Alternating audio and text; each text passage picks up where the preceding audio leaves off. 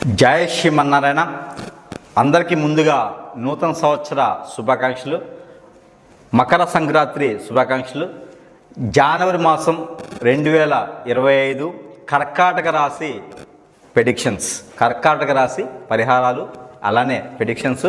గ్రహరీత్యా ఎలా ఉంది, దోషాలు ఏమైనా ఉన్నాయా, దానికి పరిహారం ఏంటి ఒకసారి చూసినట్లయితే కనుక ఈ కర్కాటక రాశి వాళ్ళకి గత 2, 3, 4 సంవత్సరాలుగా కొంతమేర మిశ్రమ ఫలితాలు అనేది నేను గమనించిన మేర చూస్తున్నాను. అలానే ఈ జనవరి మాసం అంటే పోయిన సంవత్సరం 2024 సంవత్సరం ఆగస్టు, సెప్టెంబర్ వరకు కూడా ఈ కర్కాటక రాశి వాళ్ళకి కొంతమేర బాగాలేదని చెప్పవచ్చు. అప్పటి నుంచి కొంత కొంతగా పర్వాలేదు అనుకుంటవచ్చు. కానీ ఈ జనవరి 2025 సంవత్సరం నుంచి బహుబాగా ఉన్నది అని చెప్పొచ్చు. ఎందుకంటే గ్రహరీత్యా కూడా సొంత ఇంట్లో కుజుడు, అలానే 2వ స్థానంలో కేతువు, అలానే మనకి 6వ స్థానంలో రవితో పాటు ఉన్నటువంటి బుధుడు, అలానే మనకి 6వ స్థానం నుంచి 8వ స్థానంలో మనకి శని భగవానుడితో శుక్రుడు, అలానే మనకి 11వ స్థానంలో అక్కడ మనకి నష్టదోషం అనమాట. అంటే 11వ స్థానం అంటే అక్కడ ఏమవుతుందంటే నష్టం ఎక్కువ కనిపిస్తుంది. 11వ స్థానంలో ఎవరైతే గ్రహాలు ఉంటాయో ఆ గ్రహరీత్యా మనకి నష్టం ఉందా, అరిష్టం ఉందా అనేది మనం చెప్పవచ్చు. దాంట్లో గురువు మనకి 10వ తారీఖు నుంచి 13వ తారీఖు వరకు కూడా చంద్రుడితో కలిసి ఉన్నాడు. అంటే మీకు మామూలు చెప్పాలంటే ఇది మనకి మంచి యోగం అని చెప్పొచ్చు. ఏది ఈ యోగం వచ్చేసి బుధాదిత్య యోగం అంటారు. ఈ బుధాదిత్య యోగం అనేది కర్కాటక రాశి వాళ్ళకి మెండుగా ఉంటుంది. ఇది ఎప్పుడు మొదలవుతుంది అంటే జనవరి 13వ తారీఖు మొదలవుతుంది. ఈ 13వ తారీఖు నుంచి 40 రోజుల పాటు ఉంటుంది. అంటే ఫిబ్రవరి మాసం వరకు కూడా, ఈ ఫిబ్రవరి మాసం 25వ తారీఖు వరకు కూడా ఈ ఒక ఏదైతే యోగం ఉందో ఈ బుధాదిత్య యోగం అనేది కొన్ని రాశుల్లో వర్తిస్తుంది. దాంట్లో ఒకటి కర్కాటక రాశి. ఇది ఎప్పుడు మొదలవుతుందంటే జనవరి 13వ తారీఖు. ఈ 13వ తారీఖున మహాకుంభమేళ అని మొదలవుతుంది. ఆ రోజున పౌర్ణమి కూడా ఉంది, కోరల పౌర్ణమి అంటారు. ఆ రోజున కనుక మీరు చేసేటువంటి దోషాలకి పరిహారం ఏదైతే కాలసర్పదోషం, కుజదోషం, అలానే కాలసర్పదోషంతో నాగదోషం, నాగపడిగల దోషం, పెద్దలు ఏదైనా టెంపుల్ని పాలిస్తూ ఉన్నటువంటి ఉండి వాళ్ళు చెప్పినా చెప్పకున్నా ఆ దోషాలు మీ మీద కనుక ఉంటే, ఈ కర్కాటక రాశి వాళ్ళ మీద పెద్దలకు సంబంధించినటువంటి చెడు దోషాలు ఉంటే, పూర్వీకుల శాపం, పూర్వీకుల దోషం ఏవైనా ఉంటే కూడా ఈ పౌర్ణమి నుంచి ఏది కనుమ రోజున, మకర సంక్రాంతి, భోగి, కనుమ రోజున కనుక ఈ 4 పర్వదినములు కనుక మీరు చేసేటువంటి పెద్దలకి ఏదైనా దానం, ధర్మము, క్రియలు ఏమైనా ఉంటే, కార్యక్రమాలు ఏమైనా ఉంటే, పెద్దలకి ఏదైనా మర్చిపోయి ఉంటే కనుక అవన్నీ కూడా చేసినట్లయితే మీకు ఇలాంటి దోషాలు ఏవైతే ఉన్నాయో అవన్నీ కూడా పటాపంచలేసి మీకు పెళ్ళిళ్ళు కాని అటువంటి వాళ్ళకి పెళ్ళిళ్ళు అవుతాయి. విదేశానికి వెళ్ళాలనుకున్న వాళ్ళకి విదేశానికి వెళ్తారు. దగ్గరలో ఉన్నటువంటి స్థానంలో వ్యాపారాలు చేయాలనుకున్న వాళ్ళకి వ్యాపారం చేస్తారు. అయితే ఈ నది స్నానం ఎలా ఆచరించాలి, ఈ జనవరి మాసంలో కర్కాటక రాశి వాళ్ళకు ఉన్నటువంటి దోషాలన్నీ తొలగిపోయేందుకు అదృష్టం ఉంటుంది. కాబట్టి చిన్నపాటి వ్యవహారాలు, చిన్నపాటి పరిహారాలు, చిన్నపాటి ప్రెడిక్షన్స్ చేసుకుంటే సరిపోతుంది. కాబట్టి ఆ మేర ఎలా చేసుకోవాలో చేసుకుంటే గ్రహరీత్యా ఉన్నటువంటి ఈ జీవితం మొత్తం ఎలా అయితే సంవత్సరం మొత్తం కూడా బాగుంటుందన్నమాట. అందుకొని ఈ మహాకుంభమేళ కూడా రావడం, 12 సంవత్సరాలకు ఒకసారి కుంభమేళ వస్తుంది. ఈ కుంభమేళ మాత్రం ఎవ్వరు కూడా చేదాచుకోవద్దు. ప్రతి ఒక్కరు కూడా ఆ ఒక కాశీలోకి వెళ్ళేసి గంగా, యమున, సరస్వతి ఈ 3 నదుల్లో వచ్చేటువంటి కుంభమేళ ఏదైతే ఉందో అక్కడికి వెళ్ళి స్నానం ఆచరిస్తే మీకు అదృష్టం ఫలిస్తుంది. అలా ఏమీ లేదు. అలా కాకుండా అలా అందరూ వెళ్ళాలంటే అవ్వని పని. మీకు సమీప దూరంలో ఉన్నటువంటి నదులు తీరమైనా, మీకు సమీప దూరంలో ఉన్నటువంటి ఏ సముద్రమైనా సరే, మీకు సమీప దూరంలో ఉన్నటువంటి కోనేరులు, సెలయేరులు, అలానే వాగులు, వంకలు ఏదున్నా సరే స్నానం ఆచరించేటువంటి ప్రక్రియ ఉంటే చాలు.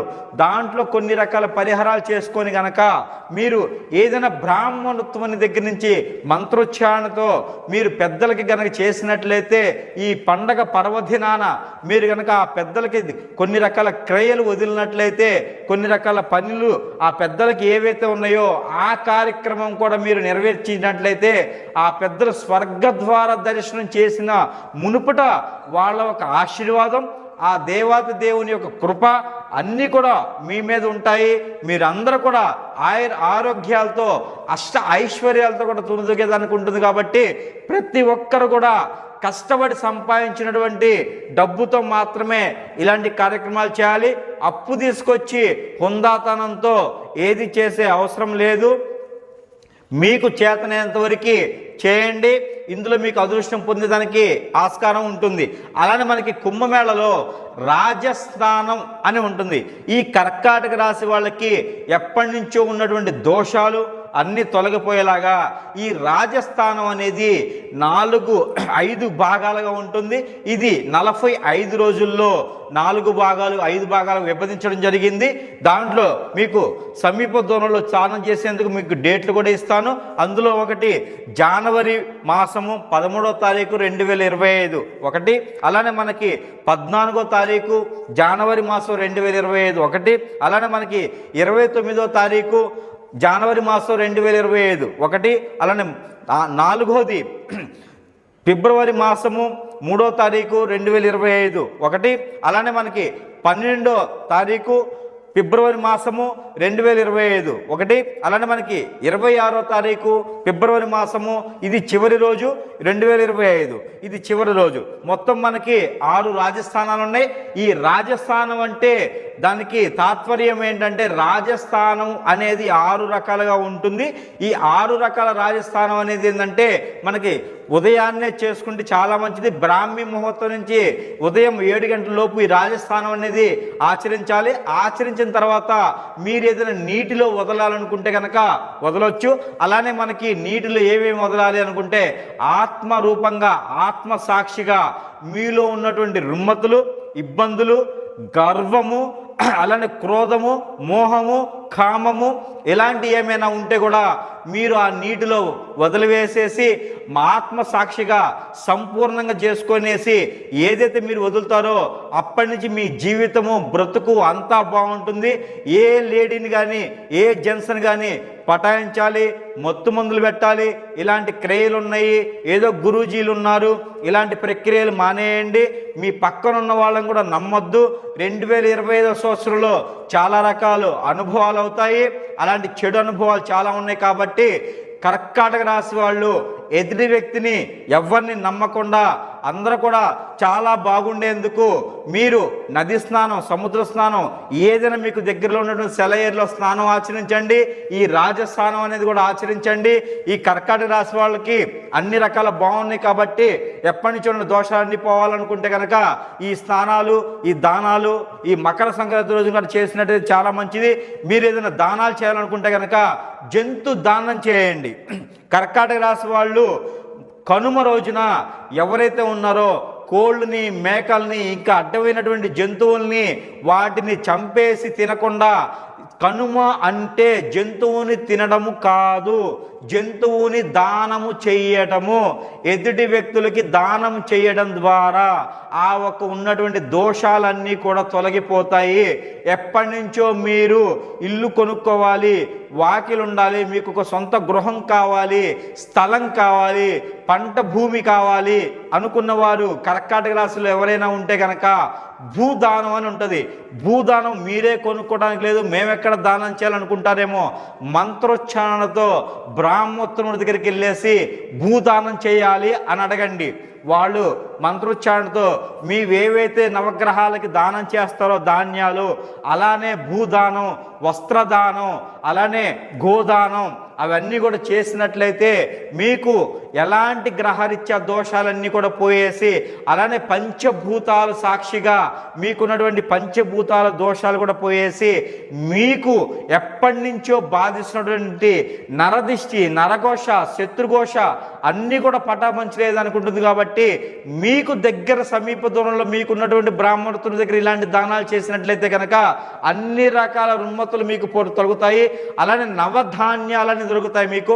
ఈ నవధాన్యాలు 1 కిలో పావు కనుక మీరు పారేటువంటి నీటిలో స్నానం ఆచరించిన తర్వాత అందులో మీరు అన్ని రకాల విఘ్నాలు, అన్ని రకాల రుమ్మతులు, మీకున్నటువంటి కోరికలన్నీ కూడా చెప్పేసి ఈ యొక్క నవగ్రహాలకి దానం నవధాన్యాలు ఏవైతే ఉంటాయో ఇవి నీటిలో పోచినట్లయితే అలానే మీకు నవగ్రహాల మీద కూడా మీరు అవి ఉంచినట్లయితే కనుక మీకున్నటువంటి దోషాలన్నీ కూడా తొలగిపోయేదానికి ఆస్కారం ఉంటుంది. కాబట్టి ఈ ఒక జనవరి మాసం మొత్తం కూడా పౌర్ణమి రోజు కుదరకపోతే అమావాస్య జనవరి మాసం ఎండింగ్ 30వ తారీఖున వచ్చేటువంటి 29, 30 తారీఖు వచ్చినటువంటి అమావాస్య రోజు వరకు కూడా ఇలాంటి దానాలు చేసుకొని మీరందరూ కూడా పుణ్యతులు అవ్వాలని నేను కోరుకుంటా ఉన్నాను.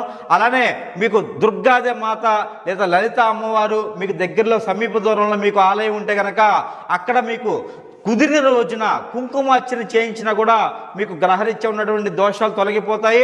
అలానే మనకి ప్రతి మాసంలో ఇస్తున్నటువంటి నెంబరు అనేది ఒకటి ఉంటుంది. మీకు గ్రహాల నుంచి అన్నీ కూడా మీకు అనుకూలంగా ఉండేందుకు ఈ నెంబర్ కూడా మీకు ఇవ్వడం జరుగుతూ ఉంది. దాంట్లో పరిహారంగా ఈ నెంబర్ కూడా మీకు ఇస్తున్నాను. ఆ నెంబరు 11561112 11561112. ఈ నెంబర్ని కనుక మీరు ప్రతిరోజు 125 సార్లు 125 టైమ్స్ కనుక మీరు పారాయణ రూపంగా జపం చేసినా పారాయణం చేసినా కూడా లేచిన మునుపుటే మంచం మీద కూర్చొని చేయడం ద్వారా అదృష్టం అనేది అస్సలు రాదు. ఎక్కడైనా కింద కూర్చోండి లేదా ఏదైనా క్లాత్ కానీ చాప కానీ వేసుకొని కూర్చొని ఈ మంత్రం ఉచ్చారణ చేయండి. మీకు చాలా మంచి జరిగేదానికి ఆస్కారం ఉంది. ఏదైనా జాబ్ పరంగా కానీ, డబ్బు పరంగా కానీ, ఏదైనా బిజినెస్ పరంగా కానీ జెన్యూన్గా మీరు ముందుకు వెళ్ళేదానికి ఈ నెంబర్ని పట్టించి కనుక ముందుకు వెళ్తే ఖచ్చితంగా ఆ పని అయ్యేందుకు కూడా మీకు ఆస్కారం ఉంటుంది. కాబట్టి నరదిష్టి, నరఘోష కూడా పోయేదానికి ఎక్కువ ఆస్కారం ఉంది. కాబట్టి పిల్లలు, పెద్దలు ఎవరైనా సరే ఈ నెంబర్ చదవచ్చు. ఈ నెంబర్ చదవడం వల్ల కూడా మీకు గ్రహరీత్యా అన్ని దోషాలు పోతాయి. అందరూ కూడా ఈ 2025వ సంవత్సరంలో అందరూ బాగుండాలి, సుఖశాంతులతో ఉండాలని నేను కోరుకుంటా ఉన్నాను. జై శ్రీమన్నారాయణ.